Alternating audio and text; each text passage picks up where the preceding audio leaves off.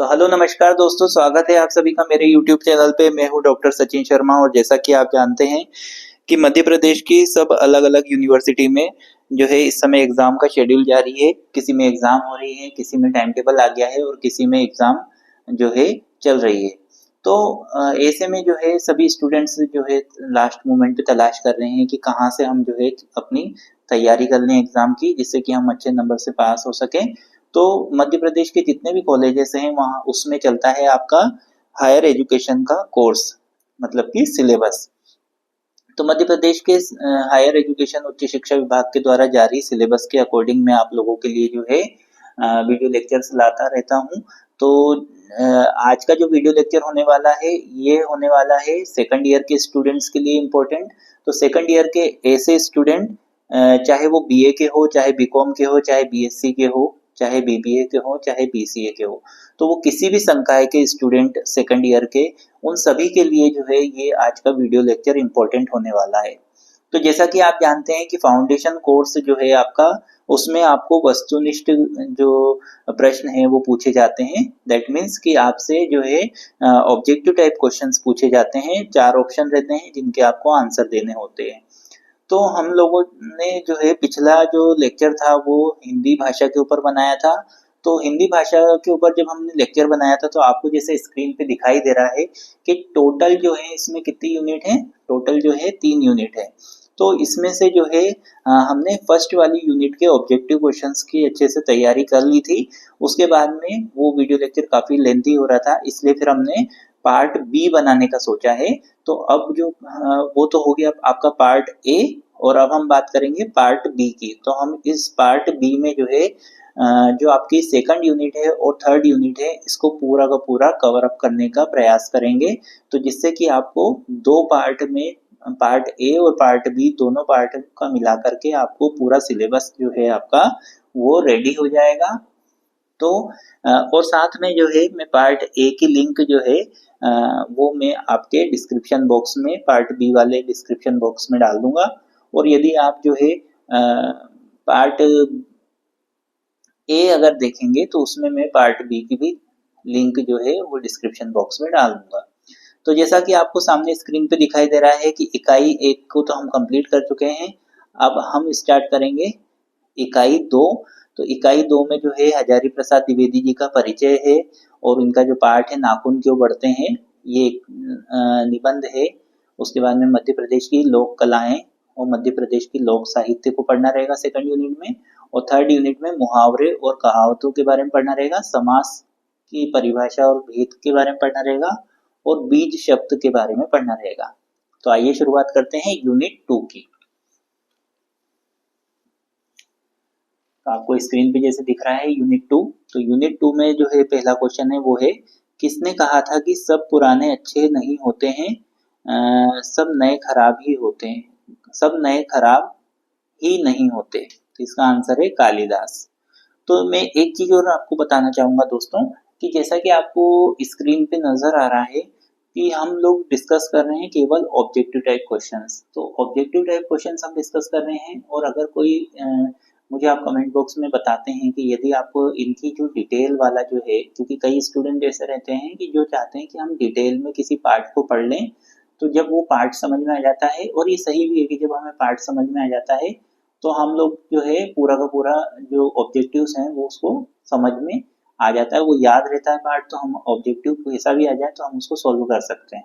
तो यदि आप कमेंट बॉक्स में मुझे बोलेंगे तो मैं आपको, जैसे कि ये लिखा हुआ है, ये पूरा का पूरा पार्ट जो निबंध है आपका इसके बारे में लिखा हुआ है, तो केवल मैं निबंध और या जो भी सिलेबस है वो सब, कहानी है चाहे कविता है, वो सब आपको एक साथ ही संकलित करके एक वीडियो बना दूंगा जिसमें आप उनको आराम से पढ़ भी सकते हैं। फिलहाल इस वीडियो में हम केवल ऑब्जेक्टिव टाइप क्वेश्चन ही पढ़ेंगे।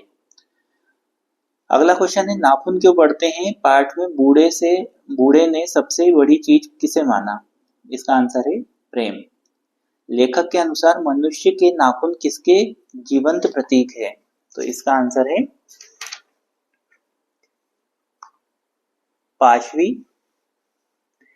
पाशवी वृत्ति के। नाखून क्यों बढ़ते हैं गद्य साहित्य की कौन सी विधा है। इसका आंसर है ललित निबंध।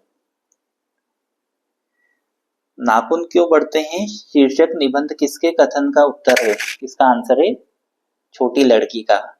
हजारी प्रसाद द्विवेदी की रचनाओं में सम्मिलित क्या चीज है? ये उपरोक्त सभी चीजें जो है हजारी प्रसाद द्विवेदी जी की रचनाओं में सम्मिलित है। निबंध संग्रह, उपन्यास, आलोचना। हजारी प्रसाद द्विवेदी कई वर्षों तक नागरी प्रचारिणी सभा के क्या रहे थे? ये सभी रहे थे, उपसभापति भी रहे थे, संपादक भी रहे थे, खोज विभाग के निदेशक भी रहे थे। आचार्य हजारी प्रसाद द्विवेदी किस विधा के लेखक हैं? ये सभी इसके उत्तर है। आलोचक भी हैं, निबंधकार भी है, उपन्यासकार भी हैं। आचार्य हजारी प्रसाद द्विवेदी की रचना है बाणभट्ट की आत्मकथा और चारुचंद्र लेख। ये दोनों आंसर इसके सही है। आचार्य हजारी प्रसाद द्विवेदी ने किस भाषा का अध्ययन किया? इसका आंसर है, इसका भी आंसर उपरोक्त सभी है, मतलब कि संस्कृत, बांग्ला और प्राकृत। आचार्य हजारी प्रसाद द्विवेदी की रचनाओं से क्या परिलक्षित होता है? इसका आंसर है, इसका भी आंसर उपरोक्त सभी है, मतलब कि क्या परिलक्षित होता है? गरिमामय व्यक्तित्व, उदार चित्तवृत्ति, व्यापक दृष्टिकोण। अगला क्वेश्चन है, आचार्य हजारी प्रसाद द्विवेदी जी के बारे में निम्नलिखित कथन किसने कहा था? शुक्ल जी की शैली में जहाँ गुफन है, वहाँ द्विवेदी जी की शैली में विशद व्यापकता है। इस व्यापकता के कारण वर्णन शैली की बोधगम्यता एवं सरलता में वृद्धि हो जाती है। ये कहा था डॉक्टर उदयभान जी ने। उसके बाद में अगला क्वेश्चन है, आचार्य हजारी प्रसाद द्विवेदी की गद्य शैली किस प्रकार की है? तो इसका आंसर है विचारात्मक, गवेषणात्मक, भावात्मक। ये सभी इसके आंसर है, विचारात्मक, भावात्मक, गवेषणात्मक। तो इसका आंसर उपरोक्त सभी। विचारात्मक शैली की विशेषता क्या है? लंबे वाक्य व संस्कृत शब्दों की बहुलता।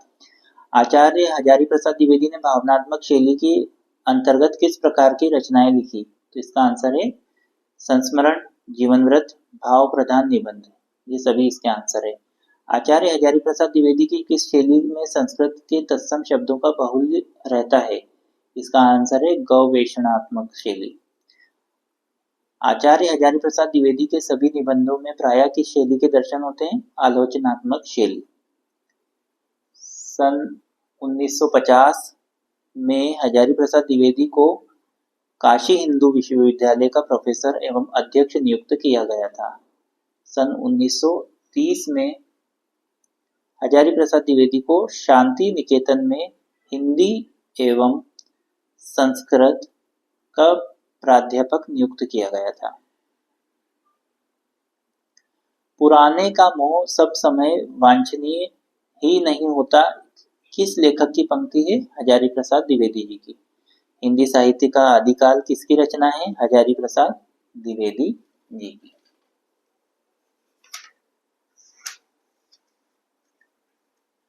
अगला प्रश्न है, आचार्य हजारी प्रसाद द्विवेदी ने आदिम व्यवस्था में नाखून के बारे में क्या कहा है? नाखून उपयोगी है। हजारी प्रसाद द्विवेदी ने ज्योतिषाचार्य की परीक्षा कहाँ से पास की? काशी हिंदू विश्वविद्यालय। लेखक ने आशा व्यक्त की कि किसी दिन नाखून बढ़ना रुक जाएगा। लेखक के अनुसार प्राचीन ग्रंथों में नाखूनों की गिनती किसमें होती थी? विलासिता के साधनों में।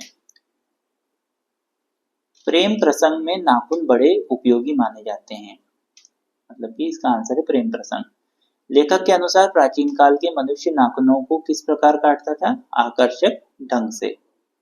लेखक के अनुसार आज मनुष्य का चिंतन बदल गया है, वो अपने आप को सभ्य बताने लगा है और चाहता है कि उसे अब जंगली या असभ्य ना कहा जाए। लेखक के अनुसार मनुष्य नाखूनों को काटकर यह सूचित करना चाहता है कि पशुता और हिंसा से उसे घृणा है। मनुष्य का मार्ग अपनाकर ही जीवन सफल और सार्थक है। लेखक के अनुसार हिरोशिमा जैसे जघन्य हत्याकांड मानव की पशुता है। लेखक मानव के शरीर में नाखूनों को देखकर निराश हो जाता है। इसका आंसर है निराश। लेखक के अनुसार जो मूल्यहीन हो गया है या हमारे पास नहीं है उसे अपने से चिपकाए रखना उचित नहीं है। लेखक के अनुसार हमारे प्राचीन ज्ञान का अध्ययन करना चाहिए। हजारी प्रसाद द्विवेदी किस युग के रचनाकार माने जाते हैं? आधुनिक युग के। हजारी प्रसाद द्विवेदी का जन्म कहाँ हुआ? दुबे का छपरा। अगला है मध्य प्रदेश की लोक कलाएं। लोक कला के कितने रूप होते हैं? 3 होते हैं। क्षेत्रीय आधार पर मध्य प्रदेश की लोक कलाओं को कितने भागों में विभक्त किया है? 5। जिरोती कला का संबंध किस स्थान से है? निमाड़ से। बघेलखंड का प्रसिद्ध नृत्य कौन सा है? दादर। मामूलिया चित्रकला किस क्षेत्र की विशेषता है? बुंदेलखंड।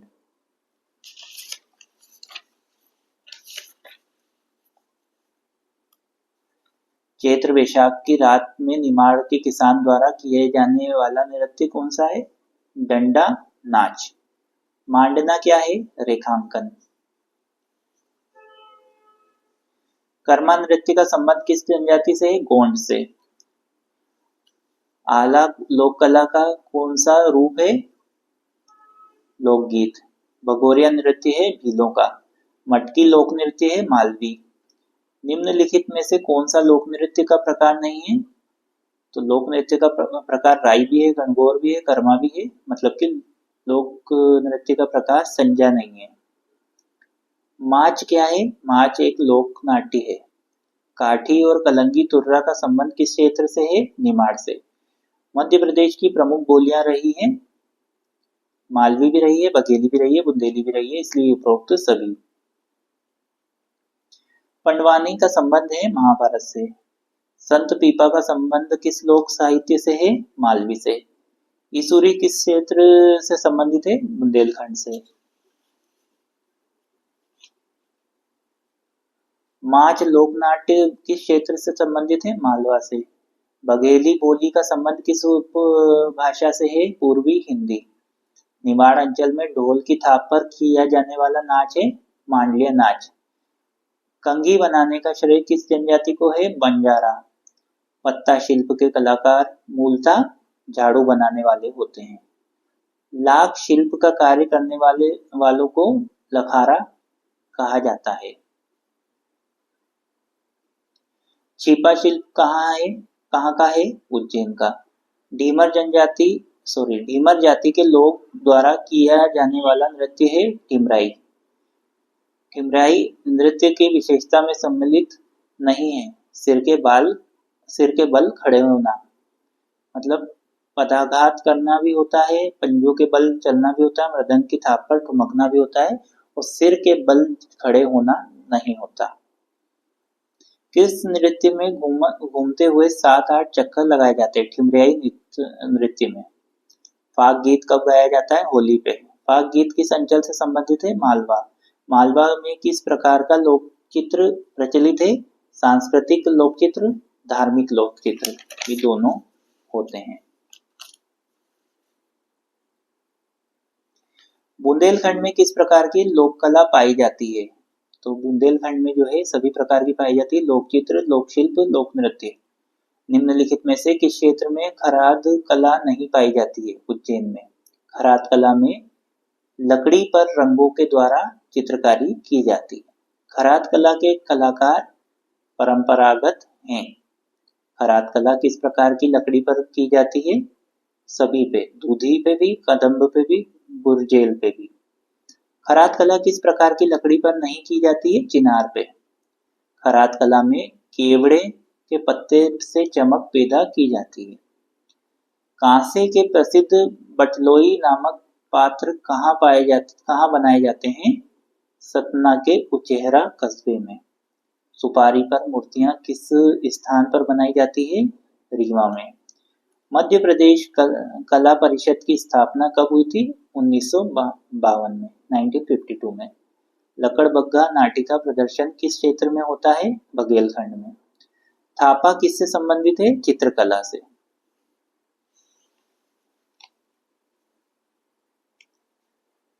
रत्नवा किन आदिवासियों का प्रमुख त्योहार है? बैगा का। मध्य प्रदेश का चंदेरी किसके लिए प्रसिद्ध है? साड़ी के लिए। बिरहा गायन किस क्षेत्र से संबंधित है? बघेलखंड। मूर्तें क्या है? विवाह के समय मुख्य दरवाजे का भित्ति चित्र। मोरवे किस क्षेत्र में प्रचलित है? बुंदेलखंड में। निमाड़ी लोक जीवन के नृत्य में सम्मिलित नहीं है? बिहू। निमाड़ी लोक जीवन का नृत्य है काठी नाच। निमाड़ अंचल का पारंपरिक समूह नृत्य जिसमें स्त्री पुरुष जोड़ी बनाकर गोल घेरे में नृत्य करते हैं, फेफरिया नाच। भरथरी किस क्षेत्र का लोक गायन है? मालवा। किस लोक गायन में अखाड़े होते हैं? कलगी तुर्रा। आला गायन का प्रमुख वाद्य यंत्र है ढोल नगाड़े। रेलो लोकगीत किस क्षेत्र का लोक गायन है? मालवा का। गरबा गरबी लोक गायन किस क्षेत्र में प्रसिद्ध है? इसका आंसर है निमाड़। किस पर्व में सुअर की बलि दी जाती है? लारू काजा। लोक कलाओं में भवई क्या है? लोक नाट्य। गिनीज बुक में सम्मिलित होने वाला पहला लोक नृत्य कौन सा है? कर्मा। चंद्रावली नामक कथा गीत किस अवसर पर गाया जाता है? गोवर्धन पूजा। अब आ जाते हैं हम मध्य प्रदेश के लोक साहित्य पे। तो पहला क्वेश्चन है, लोक साहित्य को कितने भागों में बांटा जा सकता है? 5। क्षेत्र के आधार पर लोक साहित्य की कितनी श्रेणियां हैं? 4। सुआटा किस प्रकार का लोकगीत है? ऋतुगीत। नौटंकी का प्रमुख वाद्य क्या है? नक्कारा। पहाड़ ऊपर तुतुरु बोले दमकत निकले राजा मुहावरा है असत्य। वर्तमान में प्रचलित लोक नाट्य बताइए। तो अभी प्रचलित लोक नाट्य ये सभी हैं, माच, स्वांग, नौटंकी, ये सभी हैं।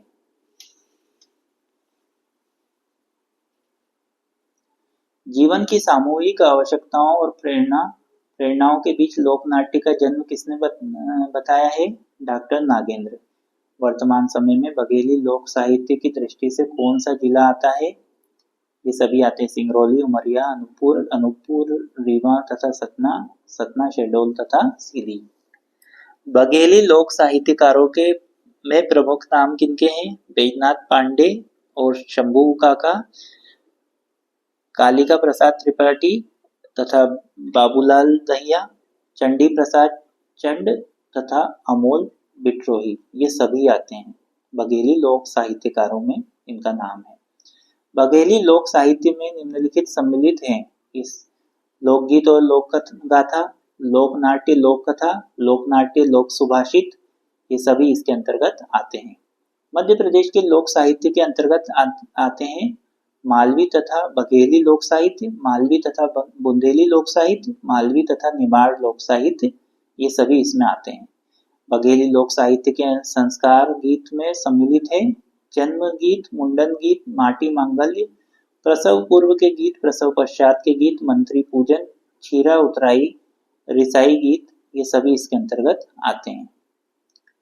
राम नरेश त्रिपाठी ने लोकगीतों को कितने प्रकार के भागों में विभाजित किया है? 11। लोक धर्मी रूढ़ियों की अनुकरणात्मक अभिव्यक्तियों का वह नाट्य रूप जो अपने अपने क्षेत्र में लोकमानस को आच्छादित, उल्लासित और अनुप्राणित करता है, लोकनाट्य कहलाता है। ये परिभाषा किसने दी थी? डॉक्टर महेंद्र भानावत ने। बघेली लोकनाट्य में सम्मिलित है छाहूर नाट्य, मनसुखा नाट्य, गोला नाट्य, जिंदबा नाट्य, लकड़बग्गा नाट्य तथा नौटंकी, ये सभी इसके अंतर्गत आते हैं। बघेली लोक कथा के अंतर्गत किस प्रकार की कथाएं आती है? पशु कथा, परी कथा, धर्म कथा, धार्मिक कथा, मिथ्य कथा, साहसिक कथा, पौराणिक कथा, अनुष्ठानिक कथा, ये सभी इसके अंतर्गत आती हैं।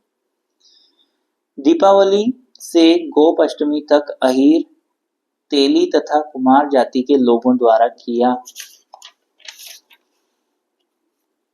जाने वाला नाट्य, ये क्या होता है? छाहूर नाट्य होता है। भगवान कृष्ण के किस मित्र के नाम पर बघेली लोकनाट्य का नाम रखा गया है? मनसुखा के नाम पे। निम्नलिखित में बघेली मुहावरा है मुंह चोराऊ मुंह चोराव, आँखी निपोरब, लौनी लगाऊब, ये सभी इसके अंतर्गत आते हैं।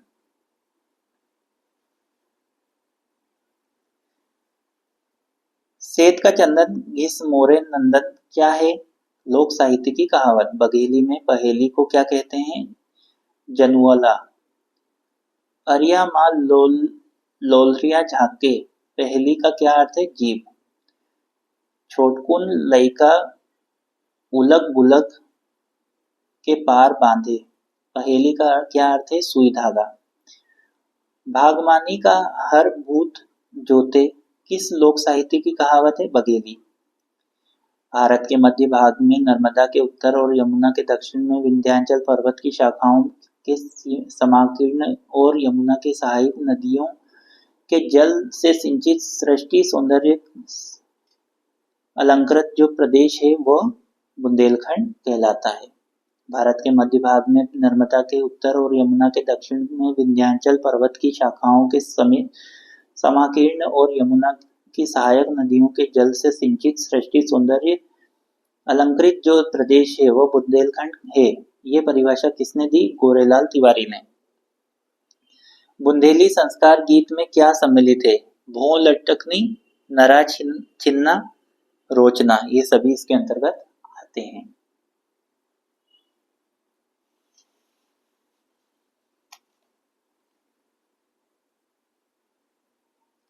बुंदेली लोकगीत के विवाह पूर्व गीतों में सम्मिलित है लगुन लिखाना, मटिया बना, बाबू पूजन, ये सभी होते हैं। बुंदेली विवाह में विशेष गीत में सम्मिलित है बंदरा, बंदरी, उबनी, ये सभी आते हैं। बुंदेली विवाह समय के लोकगीत में सम्मिलित है द्वारचार भांवर, कुंवर कलेव गारी, गांव पखराई चढ़ाओ, ये सभी आते हैं। बुंदेली में विवाह पश्चात के गीत हैं कंकण छोड़ना, दादरा, बधाई, ये सभी इसके अंतर्गत आते हैं। बुंदेली लोकगीत के में किस प्रकार के गीत होते हैं? ऋतु संबंधी गीत, धार्मिक गीत, श्रम संबंधी गीत, ये सभी होते हैं।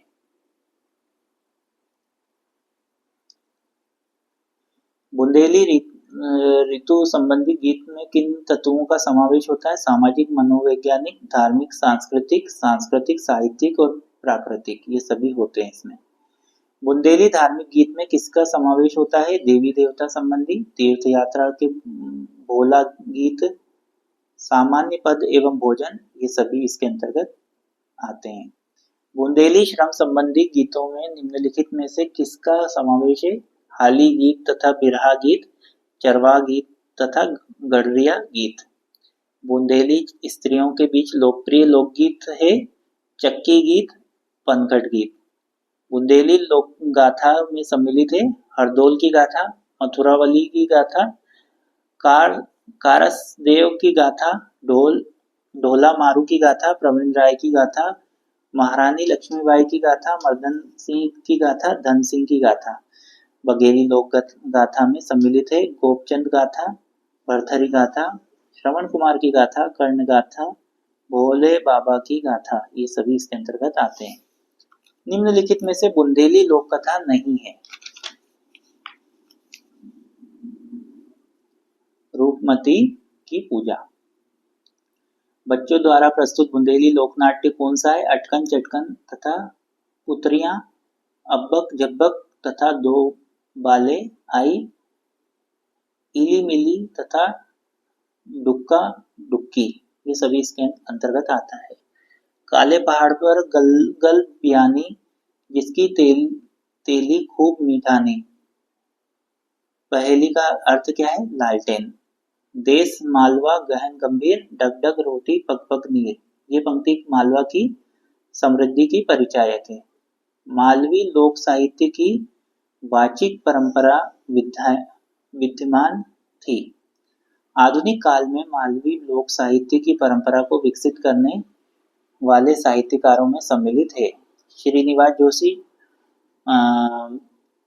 भावसार बा तथा गिरवर सिंह भंवर, आनंदराव दुबे, मोहन सोनी तथा नरेंद्र सिंह तोमर, हरीश निगम, डॉक्टर शिव चौरसिया तथा जुगल किशोर द्विवेदी, ये सभी इसके आंसर हैं। मालवी लोक साहित्य को कितने भागों में बांटा गया है? 5। मालवी के विभिन्न संस्कार गीत हैं नामकरण, बधावा, सूरज पूजा, अन्नप्राशन, जच्चा, लोरियां, मुंडल, पगलिया, लगन झेलना, ये सभी इसके अंतर्गत आते हैं। मालवा के बहुत से लोकगीत केवल पुरुषों द्वारा ही गाए जाते हैं, जिनमें से सम्मिलित है कीर्तन, निर्गुणी भजन तथा होली गीत, हीड़, दीपावली पर लावणी तथा माच। मालवी में लोक गाथाओं का अक्षय भंडार है। मालवी की प्रसिद्ध लोक गाथाएं हैं हीड़, राजा नल, तेजा ढोलिया, ढोला मारवण, बाला बहू, रूपादे। मतलब इसके आंसर ये सभी मालवी की प्रसिद्ध लोक गाथाओं की बात कर रहे हैं, तो ये सब तो है ही सही। 7वीं देवी है नागजी, दूलजी, ग्यारस माता, चंदना कुंवर, सोरठा कुंवरी, गोपीचंद, राजा विक्रमादित्य, राजा भोज, रानी रूपमती, भरथरी की गाथाएं, ये सभी इसके अंतर्गत आती है। मालवी लोक कथाएं भी लोकमन के मनोरंजन का सरल साधन है, जो मनोरंजन के साथ साथ ज्ञानवर्धक भी होती है। मालवा के लोक नाट्य के अंतर्गत आते हैं माच, गरबा, भोई, टूटिया, स्वाग, ये सब आते हैं। मालवी में माच लोक नाट्य की विद्या है, गद्य तथा पद्य की मिश्रित चंपू। मालवा में विवाह के अवसर पर महिलाएं द्वारा किया जाने वाला लोकनाट्य कहलाता है टूटिया। कौन सा मालवी लोकनाट्य लुप्त होने की स्थिति में है? भोई। मालवी मुहावरे कान पे बात धरना का अर्थ है ध्यान से सुनना। मालवी में लोकोक्तियों को क्या कहते हैं? ओखाणा। मालवी लोकोक्ति ऊट बेल को जोतणों का अर्थ है बेमेल जोड़ी। मालवी लोकोक्ति मरी गाय को गोब्रज सई का अर्थ है मरी गाय को गोब्रज सई का अर्थ है थोड़े लाभ से ही संतुष्ट होना। मालवी लोकोक्ति आंधा की चोट कांदा में का अर्थ है बिना परिश्रम के सफलता। रूप रंग ने रस भरी कृपा कर जो मोय, ऐसी नारी भेज जो भोर भये नर होए। तो इसका आंसर है मोगरे की कली। ये पहेली का अर्थ बताना था, पहेली थी, इसका अर्थ बताया। अगली है निम्नलिखित मालवी पहेली का अर्थ बताइए। एक अचंभो कहें सुनियो जी, मुर्दा आटो खाए, बतलावे बोले नई जी, मारे से चिल्लाए। इसका आंसर है मृदंग। मालवी लोकोक्ति राम दे तो रामलाल नी खावा दे का अर्थ क्या है? किसी का अधिकार छीनना। निमाड़ अंचल कहाँ स्थित है? मालवा के दक्षिण में। निमाड़ी लोक साहित्य को संत जगन्नाथ गीत, संत ब्रह्मगीर, संत मनरंग गीर, संत भाव सिंह, संत सिंगाजी, ये सभी कहते हैं। निमाड़ी लोकगीत निमाड़ी लोक जीवन का दस्तावेज है। निमाड़ी लोकगीतों का वर्गीकरण निम्नलिखित में से किसने किया? डॉक्टर श्रीराम परिहार ने। डॉक्टर श्रीराम परिहार ने निमाड़ी लोकगीतों का वर्गीकरण कितने भागों में किया? 6 भागों में। पुरुषों के निमाड़ी गीत हैं विरह गीत, लावणी गीत और कथा गीत। स्त्रियों के निमाड़ी गीत हैं सोहर, नामकरण, पालना, प्रभाती, लोरी, यज्ञोपवीत, हल्दी मंडप, जेवनार, ये सभी इसके अंतर्गत आते हैं। निमाड़ी ऋतु गीत में सम्मिलित नहीं है चौमासा। निमाड़ी त्योहार गीत में सम्मिलित नहीं है ओणम। निमाड़ी लोक गाथा कितने प्रकार की होती है? 2। निमाड़ी लोक गाथा का प्रकार है विशुद्ध लोक से उपजी पौराणिक आख्यानों पर आधारित। निमाड़ी में लोक कथा का उद्देश्य मात्र मनोरंजन करना नहीं अपितु उचित संदेश देना भी है। निमाड़ी लोक नाट्य में लोक मनोरंजन के साथ साथ विशिष्ट प्रायोजन भी होते हैं। निमाड़ का पारंपरिक लोक नाट्य है गम्मत। गम्मत का अनिवार्य अंग है स्वांग। निमाड़ी में पहेली को कहा जाता है प्रहेली और बुजोवल। निम्नलिखित निमाड़ पहेली का अर्थ है गाय चलती जाए दूध पड़तो जाए। इसका आंसर है चक्की।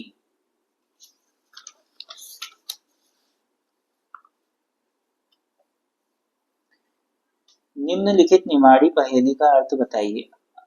38 नाड़ा 32 नाड़ा डोंगर म दरवाजो। इसका आंसर है ताला चाबी।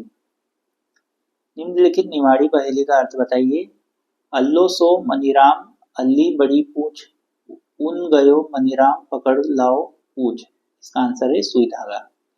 एक तवा की रोटी काई छोटी काई मोटी क्या है? निमाड़ी लोकोक्ति है जो कहानी धार्मिक अनुष्ठान में सुनाई जाती है और जिसके साथ परंपरा जुड़ी होती है उसे क्या कहते हैं? लोक कथा। गीत तथा कथा का मिश्रण है लोक गाथा। लोक गाथा में गीतों की तरह लयात्मकता तथा कथा की तरह कथा वस्तु होती है। निम्नलिखित में से कौन निमाड़ी मुहावरा नहीं है? डोला खाना। बघेली संस्कृति और साहित्य पुस्तक किसने लिखी? गोमती प्रसाद विकल ने। तो यहीं पे होती है आपकी सेकंड यूनिट समाप्त। अब आ जाते हैं अपन तीसरे यूनिट में। तीसरे यूनिट में अपन आते हैं, शुरुआत करते हैं मुहावरे और कहावतों से। ऊँट के मुंह में जीरा का अर्थ क्या है? बहुत थोड़ा। एक पंथ दो काज का अर्थ है एक साथ दो लाभ होना। कान भरना का अर्थ है किसी के विरुद्ध शिकायत करना। नाक रगड़ने का अर्थ है खुशामद करना। मुहावरा किस भाषा का शब्द है? अरबी भाषा का। अंधेरे का दीपक इकलौता पुत्र। अक्ल का पुतला बहुत बुद्धिमान। अक्ल के पीछे लठ लिए फिरना मूर्खतापूर्ण कार्य करना। अगर मगर करना बहाने बनाना। अंतरपट खुलना ज्ञान प्राप्त करना। पैर फैलाकर सोना निश्चिंत होकर सोना।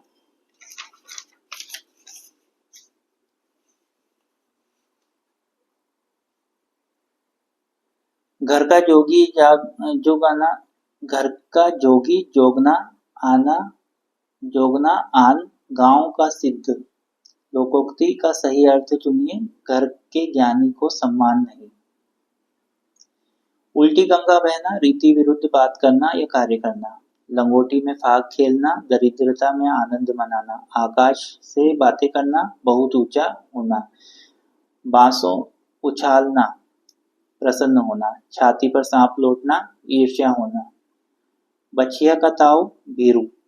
अंगारों पर लौटना दुख सहना। बात का धनी वादे का पक्का। अपना सिक्का जमाना अपना प्रभुत्व स्थापित करना। आंखों का तारा होना बहुत प्यारा होना। आंधी के आम सस्ती वस्तु को कहते हैं आंधी के आम। आग में घी डालना किसी के क्रोध को भड़काना। आटे दाल का भाव मालूम होना वास्तविकता का पता चलना।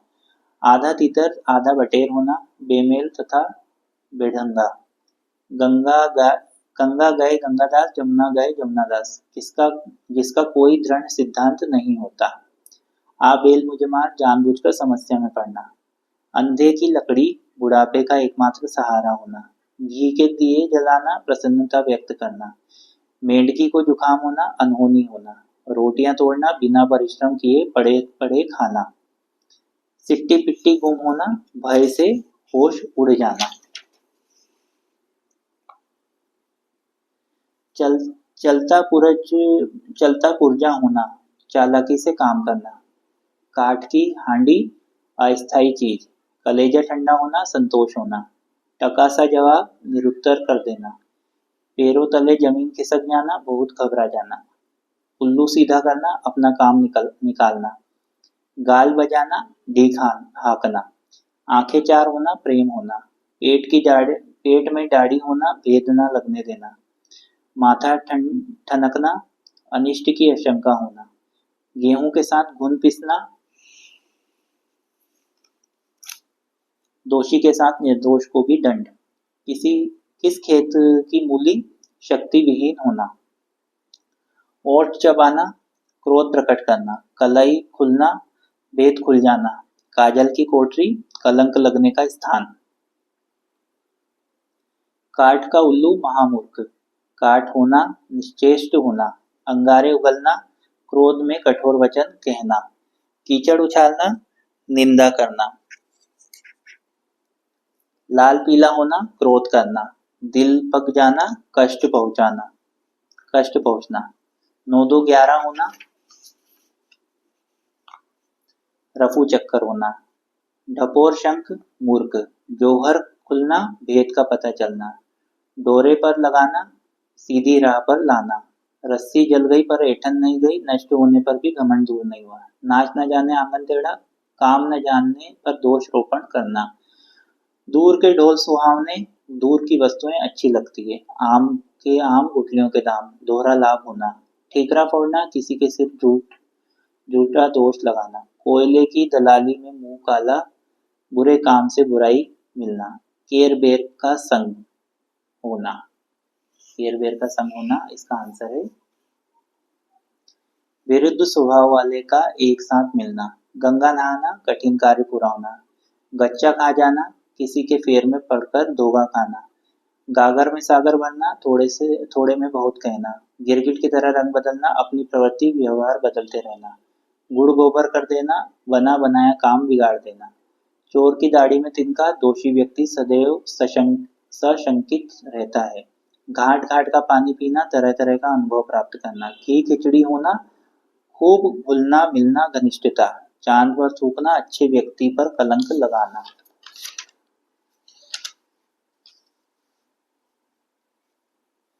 अंधी खोपड़ी मूर्ख, आंख एक नहीं कजरोटा 10-10, व्यर्थ आडंबर, ठोक बजाकर जांच कर, दांतों तले उंगलियां दबाना, आश्चर्य होना, आड़े हाथों लेना, खरी खोटी सुनाना, चमड़ी जाए पर दमड़ी न जाए, बहुत कंजूस होना, घर की मुर्गी दाल बराबर, निकट की वस्तुओं का कुछ मूल्य ना होना, सन्नाटे में लाना, अवाक रह जाना, अंगारों पर पैर रखना, जानबूझकर खतरे का कार्य करना, खोदा पहाड़ निकली चुहिया, कठिन परिश्रम का तुच्छ फल, नाक का बाल होना,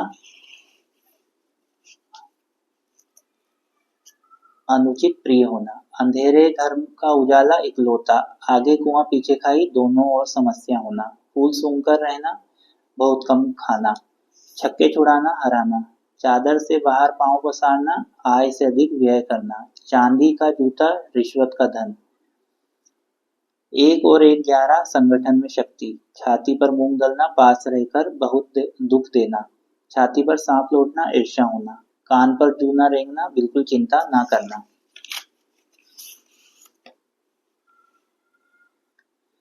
जली कटी सुनाना, बुरा भला कहना, पापड़ बेलना, दुख के दिन काटना, दांत खट्टे करना, बुरी तरह हराना, दाल भात में मूसलचंद, बेकार हस्तक्षेप करना, लोहे के चने चबाना, कठोर परिश्रम करना, अग्नि परीक्षा देना, कठोर परीक्षा देना,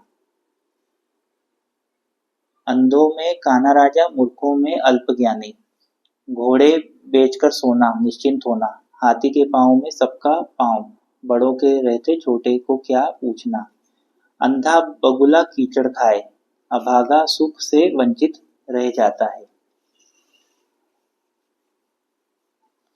पो बहरा होना, सभी तरह के सुख सुविधाओं का होना, मुंह में पानी आना, मन ललचा जाना, कहाँ राजा भोज कहाँ गंगुतेली, अत्यधिक अंतर होना, नाम बड़े और दर्शन खोटे, ख्याति बहुत किंतु तत्व कुछ भी नहीं, 1.5 चावल की खिचड़ी पकाना, बहुमत से अलग रहना, तिल का ताड़ बनाना, छोटी सी बात को बढ़ा देना, कोल्हू का बेल होना, हर समय काम में लगे रहना, अंग अंग ढीला होना, बहुत थक जाना, दाम लगाना, मूल्य आंकना, आसन डोलना, शुद्ध या अस्थिर होना,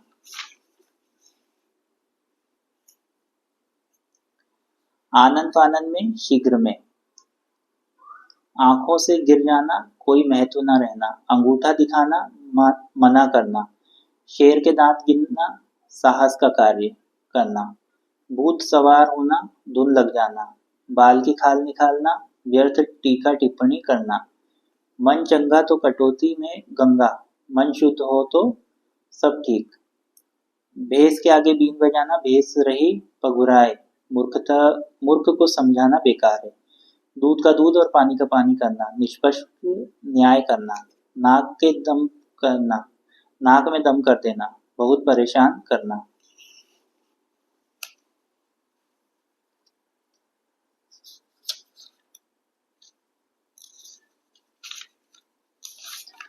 ये हम कोशिश करेंगे कि इसको आज ही मतलब इसी वाले पोर्शन में कंप्लीट कर दें, पार्ट 3 बनाने की जरूरत ना पड़े क्योंकि थर्ड यूनिट ही चल रही है।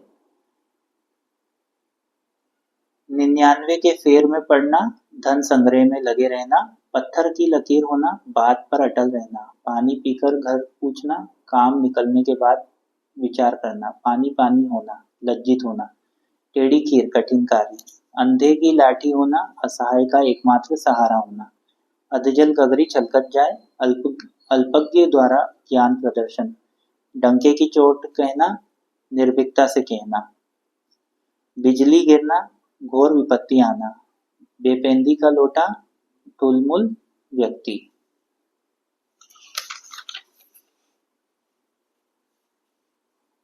अंगूठी का नग होना बहुत प्रिय, मखमली जूते मारना, मीठी बातों से लज्जित करना, तीन तेरा होना, तीतर बीतर हो जाना, राई का पहाड़ बनाना, थोड़ी सी बात को खूब बड़ा चढ़ाकर कहना, कानों कान खबर न होना, पता न चलना, खटाई में पड़ना, संशय में पड़ना, सीधे मुंह बात न करना, बात बात पे झगड़ना, सूरज को दीपक दिखाना, जो स्वयं श्रेष्ठ हो उसके विषय में कहना, दाल न गलना, स्वार्थ सिद्ध ना होना, हाथ पसारना, मांगना, हाथ पांव फूल जाना,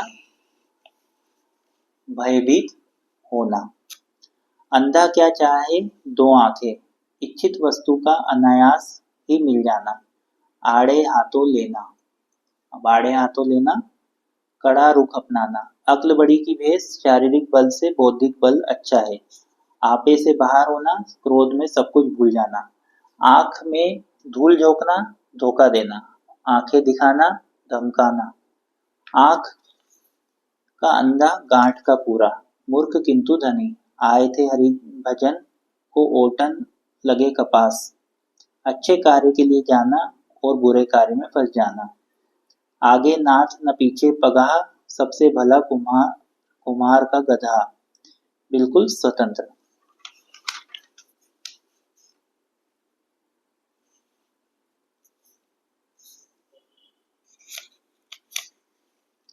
आदि छोड़ सारी को धोवे, आदि मिले न पूरी होवे, अधिक लाभ के लालच में हानि ही होती है, आठ आठ आंसू रोना, बहुत अधिक दुखी होना, अपने पांव पर कुल्हाड़ी मारना, स्वयं अपनी हानि करना, उधो का लेना न माधो का देना, अपने काम से काम रखना, किसी के झगड़े में न पड़ना, उसर बरसे तृण नहीं जामे, उसर भूमि में सुधार उसर भूमि में सुधार संभव है, पाप काटना, पीछा छूटना, कहीं की ईंट कहीं का रोड़ा, भानुमति ने कुनबा छोड़ा, अनमेल चीजें जोड़ जाड़ कर कुछ बना लेना, ढाक के वही तीन पात होना, सदा एक सा, काम काम का न काज का, दुश्मन अनाज का, निकम्मा व्यक्ति, अंकुश लगाना, नियंत्रण करना,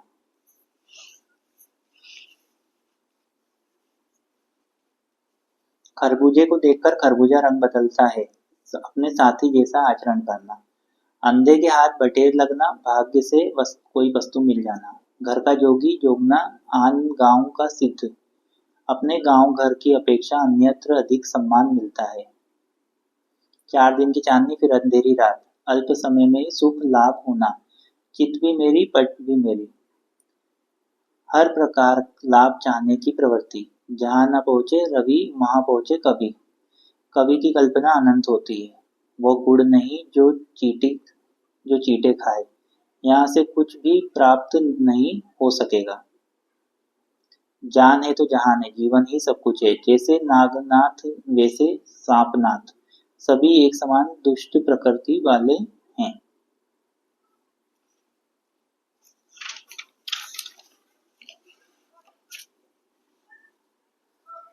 अंधी पीसे कुत्ता खाए, कमाए कोई खाए कोई, नई नाइन बांस की नहनी, अनुभवहीन व्यक्ति, थका उठ सराय ताकत का, परिश्रम के बाद विश्राम आवश्यक है, अब आ जाते हैं हम समास पे। तो समास के जो है अपन क्वेश्चंस देख लेते हैं और इसके बाद में फिर जो है आपका ये जो है कंप्लीट होने वाला है। समास का शाब्दिक अर्थ है संक्षिप्तीकरण करना। कौन सा पद द्वंद्व समास का उदाहरण नहीं है? झूठा सच। कौन सा पद कर्मधारय समास है? मुखचंद्र। कौन सा द्विगु समास है? नवग्रह। वह कौन सा समास है जिसमें दोनों पद प्रधान होते हैं? द्वंद्व समास। दो या दो से अधिक पदों के मेल को क्या कहते हैं? समास। रेलगाड़ी में कौन सा समास है? तत्पुरुष। आजन्म शब्द का समास बताइए। अव्ययी भाव। निम्नलिखित में से कौन सा शब्द संधि भी है और समास भी है? पंचानन। इनमें से द्विगु समास का उदाहरण है चौराहा। सप्त सिंधु का सही समास कौन सा है? द्विगु। यथाशक्ति में कौन सा समास है? अव्ययी भाव समास। लोक सेव्य ये तत्पुरुष है। महापुरुष में कौन सा समास है? कर्मधारय समास है। श्याम सुंदर में कौन सा समास है? कर्मधारय है। आकंठ में कौन सा समास है? अव्ययी भाव है। किस समास में दोनों शब्दों का समानाधिकरण होने पर कर्मधारय समास होता है? तत्पुरुष। पीताम्बर शब्द में कौन सा समास है? तत्पुरुष। जब प्रथम पद संख्यावाची और द्वितीय पद संज्ञा होता है तब कौन सा समास होता है? द्विगु समास। नीचे दिए गए सामासिक पदों में कौन सा नत्र समास का उदाहरण है? अनिष्ट। प्रतिदिन में समास है अव्ययी भाव। नीलकमल में कौन सा समास है? कर्मधारय। एक दंत में कौन सा समास है? बहुव्रीहि। दिन रात में कौन सा समास है? द्वंद्व समास। सम्मुख में कौन सा समास है? बहुव्रीहि। पुरुषोत्तम में कौन सा समास है? तत्पुरुष। दयालु है जो प्रभु में कौन सा समास है? कर्मधारय। नीला है जो कमल में कौन सा समास है? कर्मधारय। यथासंभव में कौन सा समास है? अव्ययी भाव। कलमुहा में कौन सा समास है? कर्मधारय। अंतर्व्यथा में कौन सा समास है? अंतर्व्यथा में अव्ययी भाव समास है। गगनचुंबी में कौन सा समास है? तत्पुरुष समास है। आंखों देखी में कौन सा समास है? करण तत्पुरुष। गतांक में कौन सा समास है? कर्मधारय। मंद बुद्धि में कौन सा है? तत्पुरुष। रस शक्ति में कौन सा समास है? करण तत्पुरुष। खड़ी बोली में कौन सा समास है? कर्मधारय। रेल भाड़ा में तत्पुरुष समास। धर्म विमुख में कौन सा समास है? तत्पुरुष। पदच्युत में कौन सा समास है? तत्पुरुष। राजद्रोह में कौन सा समास है? अपादान तत्पुरुष। चंद्रोदय में कौन सा समास है? संबंध तत्पुरुष। जलधारा में कौन सा समास है? संबंध तत्पुरुष।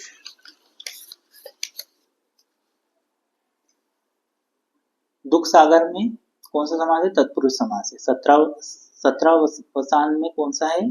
तत्पुरुष। अधर्व में कौन सा समास है? नच तत्पुरुष। कवि पुंगव में कौन सा समास है? तत्पुरुष। जलज में कौन सा समास है? उपपद तत्पुरुष। जलद में कौन सा समास है? उपपद तत्पुरुष। मुनि श्रेष्ठ में कौन सा समास है? बहुव्रीहि।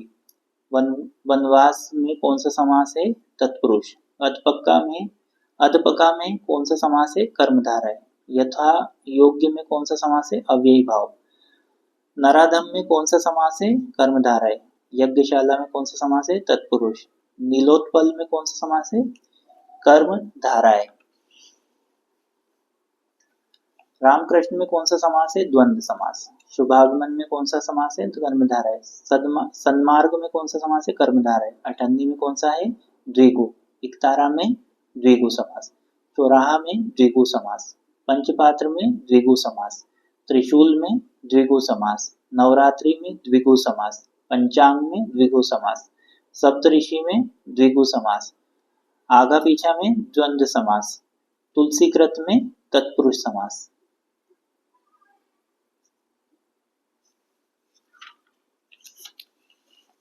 मैं थोड़ा स्पीड में इसलिए बोल रहा हूँ क्योंकि ये वीडियो देखिए काफी लंबा हो सकता है। आप चाहें तो अगर आपको ज्यादा स्पीड लग रही हो तो आप उसको स्लो स्पीड में भी सुन सकते हैं। स्पीड स्लो भी हो जाती है वीडियो की। आप चाहें तो इसको पॉज भी कर सकते हैं ज्यादा जल्दी हो, या फिर आप चाहें तो आप अपने हिसाब से पढ़ना चाहें तो बीच बीच में पॉज करके भी देख सकते हैं। फल फूल में कौन सा समास है? द्वंद्व समास। दिगंबर में कौन सा है? बहुव्रीहि। वीणा पाणी सरस्वती में बहुव्रीहि। वज्र युद्ध में बहुव्रीहि। सिंहवासिनी में बहुव्रीहि समास। आजीवन में कौन सा समास है? कर्मधारय।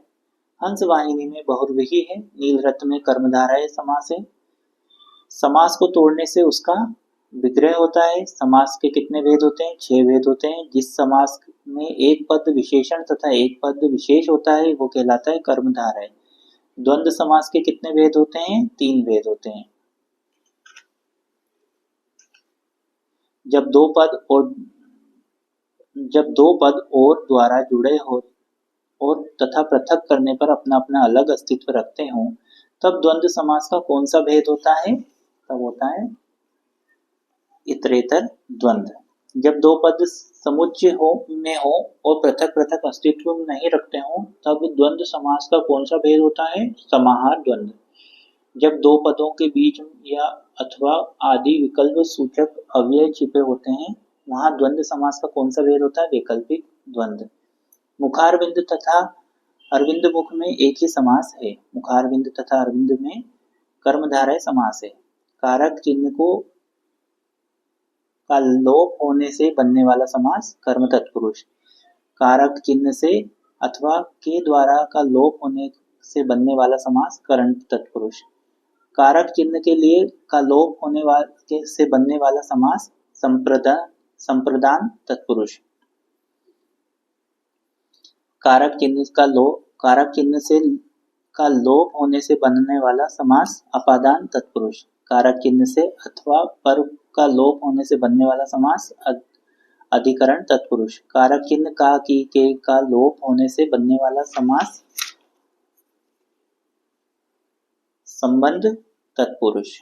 जिस समास में पहले शब्द के पश्चात कारक चिन्ह किसी न किसी के रूप में विधायमान रहता उसे अलुक तत्पुरुष कहते हैं। संस्कृत में निषेध आदि के अर्थ में पूर्व पद न अथवा अन्न लगाने से बनता है नच तत्पुरुष। किसी समास में न केवल कारक चिन्ह बल्कि पद ही लुप्त हो जाए तो वह लुप्तप्रद तत्पुरुष कहलाता है। निम्नलिखित में से द्वंद्व समास के प्रकार हैं इतरेतर द्वंद्व, समाहार द्वंद्व, वैकल्पिक द्वंद्व, ये सभी इसके अंतर्गत आते हैं।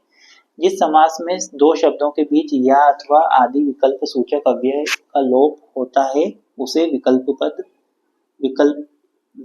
द्वंद्व कहते हैं। जिस द्वंद्व समास में दोनों पद प्रधान तो होते ही हैं साथ ही उनका अपना अलग अलग अस्तित्व भी होता है उसे इतरेतर द्वंद्व कहते हैं। हवन सामग्री में कौन सा समास है? तत्पुरुष। निम्नलिखित पदों में से किस पद का समास नहीं है? सौभाग्य।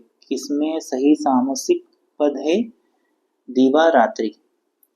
निम्नलिखित में से किसमें तत्पुरुष समास है? रसोई घर में। ये कंप्लीट हो गया। अब हमारा सिर्फ 2 पेज और बचे हैं, इसको कंप्लीट कर लेते हैं, फिर आपका ये वीडियो कंप्लीट हो जाएगा और आपका हिंदी का जो है फाउंडेशन कोर्स ये सेकंड ईयर का कंप्लीट हो जाएगा। तो बीज शब्द के बारे में बात कर रहे हैं। सूचना समाज किसका विकसित स्वरूप है? आधुनिक समाज का। संस्कृति की विशेषता है संस्कृति को मापा नहीं जा सकता। संस्कृति एक समाज की समग्र सामाजिक जीवन विधि है। संस्कृति विशेष व्यक्ति विशेष द्वारा नहीं बल्कि समूह द्वारा निर्मित होती है। तो ये सभी इसके आंसर हैं। प्रकृति द्वारा प्रदत्त कच्चे माल को निर्मित माल में परिवर्तित करने को कहा जाता है उद्योग।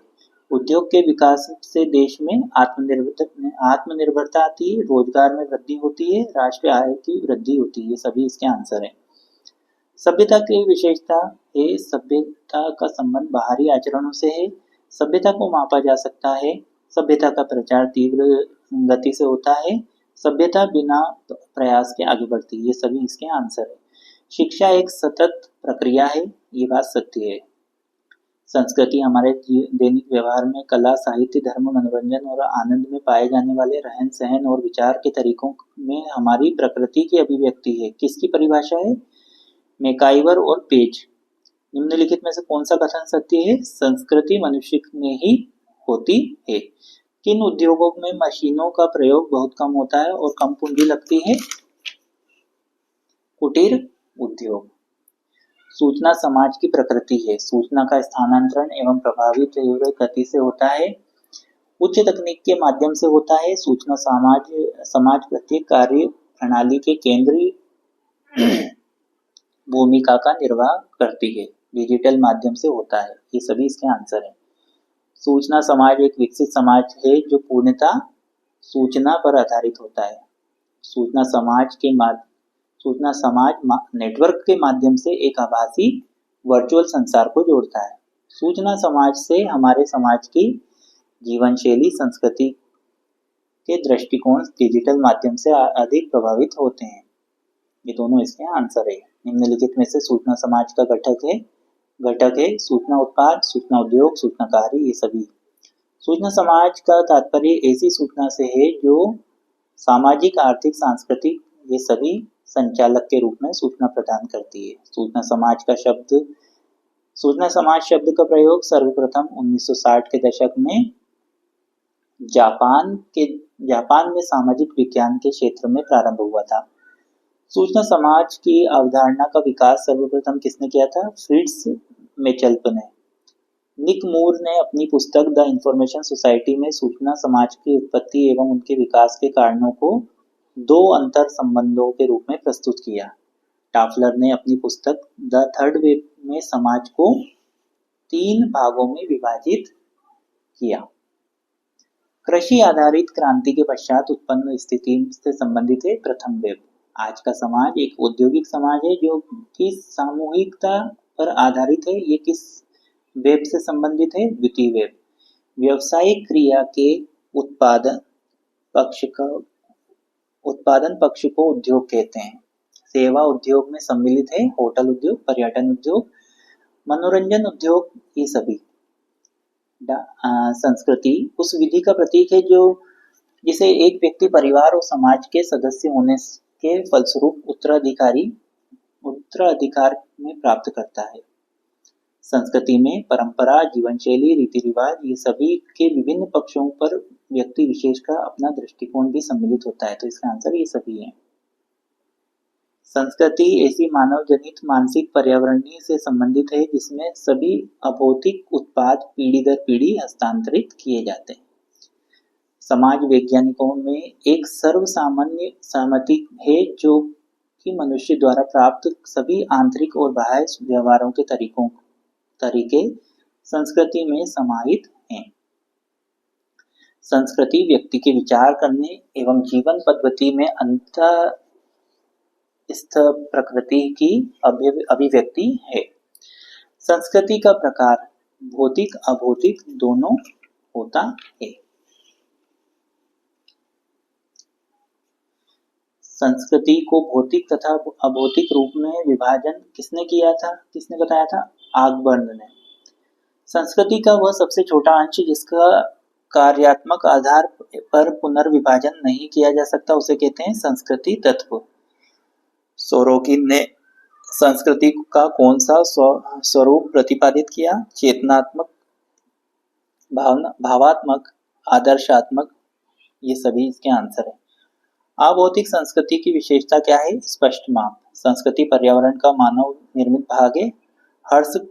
हर्ष कोविट्स ने ये कथन कहा था। मानव की संपूर्णता का प्रकटीकरण ही शिक्षा है। ये किसने कहा था? विवेकानंद ने। शिक्षा किस प्रकार की प्रक्रिया है? सतत प्रक्रिया, विकासात्मक प्रक्रिया, जीवन भर चलने वाली प्रक्रिया, ये सभी इसके आंसर है। निम्नलिखित में से शिक्षा का उद्देश्य नहीं है। शिक्षा का क्या उद्देश्य नहीं है? व्यवसायीकरण। अनौपचारिक शिक्षा की विशेषता है निश्चित स्थान नहीं होता है, स्वतंत्र होती है और निश्चित समय नहीं होता है। ये सभी इसके आंसर है। अनौपचारिक शिक्षा के अभिकरण परिवार, समुदाय, राज्य, ये सभी है। दूरस्थ शिक्षा का घटक पत्राचार शिक्षा, मुक्त शिक्षा, मुक्ति अधिगम, ये सभी इसके आंसर हैं।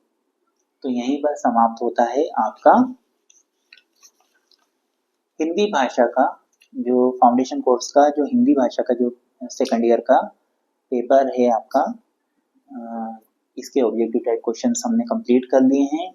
अगले वीडियो में जो है हम इंग्लिश के क्वेश्चंस को कंप्लीट करेंगे। अभी मैं आपको ऑब्जेक्टिव टाइप क्वेश्चन बता रहा हूँ। अगर आपको जो है इनके पाठों के पार्ट की जो है डिटेल की भी ज़रूरत हो तो आप मुझे कमेंट बॉक्स में बता सकते हैं, तो हम उसको भी एक वीडियो के तौर पे ले आएँगे, जिससे आप उनको केवल अगर पढ़ने के हिसाब से चाहते हैं तो कर सकते हैं। तो ऐसे ही अच्छे-अच्छे वीडियो मैं आप लोगों के लिए लाता रहता हूँ दोस्तों, तो आपको अपने दोस्तों के साथ भी इसको शेयर करना है ताकि ज़्यादा से ज़्यादा हम जो है सबको फ़ायदा मिल सके मेहनत का। और वीडियो बनाने में बहुत मेहनत लगती है। आप इसको अपने लिए बहुत अच्छे से उपयोग में लें, अपने दोस्तों के साथ शेयर करें और चैनल के साथ जुड़े रहें। चैनल को सब्सक्राइब करके रखें, नोटिफिकेशन को ऑन करके रखें ताकि आपको नए वीडियो भी मिलते रहें। मिलते हैं नेक्स्ट वीडियो के साथ, तब तक के लिए नमस्कार, धन्यवाद।